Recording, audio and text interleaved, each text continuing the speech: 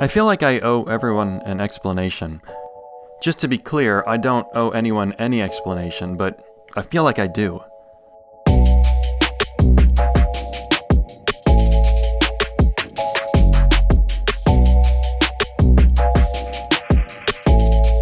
In December 2020, after years of watch stalking, I bought the current generation steel Cartier Santos in the medium size.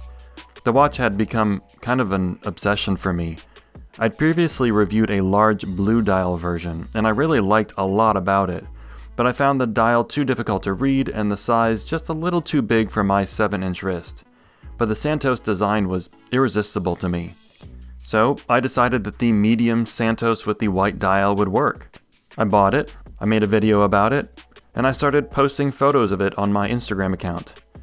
I've been collecting watches for a while, and for most of that time I've been posting on Instagram and YouTube, and I have never seen people react the way they did to me buying a Santos.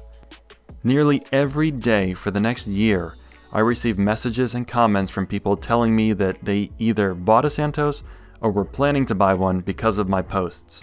Nearly every day, honestly. Cartier, I'm still waiting on my commission check, okay? And that's why I feel like I owe people an explanation about why I no longer own the Santos that launched 1,000 Santoses. First, let me say this. The Cartier Santos is one of the coolest, maybe the coolest watch under $10,000. There's nothing like it. The design is original and interesting. The brand is rightfully legendary. It's slim, it has good water resistance. It comes with a strap and one of the best looking bracelets I've ever owned. The Santos is, to me at least, an amazing watch, and if it fits your budget, you should probably buy one someday. Which is what I did. I owned it, happily, for a year, and then I felt done. Why? I think there are two related reasons why the Santos was not a lifer for me. First, and most importantly, it's just not my style.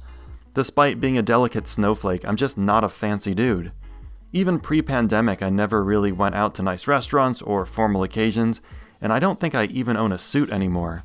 I work in an industry where a flannel collared shirt is considered black tie, and I like all this. I do think the Santos can make a killer casual watch, but probably not as casual as I am. I hike, I bike, I walk for miles a day. I think I'm just a boring sports watch guy. If the Santos was $3,000 instead of $6,000 or $7,000, I might have kept it. But I just don't want to own a watch at that price if it's going to sit in a box most days. And the second and related reason I sold the Santos. I lived in constant fear of scratches. The beautiful polished bezel of the Santos is one of its defining characteristics and one of its greatest liabilities. In my 12 months of ownership, I kept that bezel as untouched as most of you in high school. And it was f***ing stressful for me. I found myself worrying if the cotton cuff of my shirt was too rough for the polished steel bezel. Spoiler, it was. A healthy person would live their life and not worry about it. I learned that I'm not a healthy person. I found it easier to change my watch collection than change my personality. So it goes. I'm fine with that. Like with most watches I no longer have, I don't really miss the Santos. I'm glad I owned it. Even though I lost a few dollars when I sold it, it was worth every penny. I wasn't kidding earlier when I said it's one of the coolest watches you can buy. I hope you don't take my actions as, like a condemnation of the Santos. I think the opposite is true. I'm saying that I owned it, and I'm glad I did. I go through watches, it's what I do, and it makes me happy to move on and try new things. But I've seen people somehow take it personally and get upset when I sell a watch that they like. But it rarely means the watch is bad, it simply means that I got out of it what I wanted. And in the case of the Cartier Santos, I got to own one of the most interesting, beautiful, legendary watches in the world.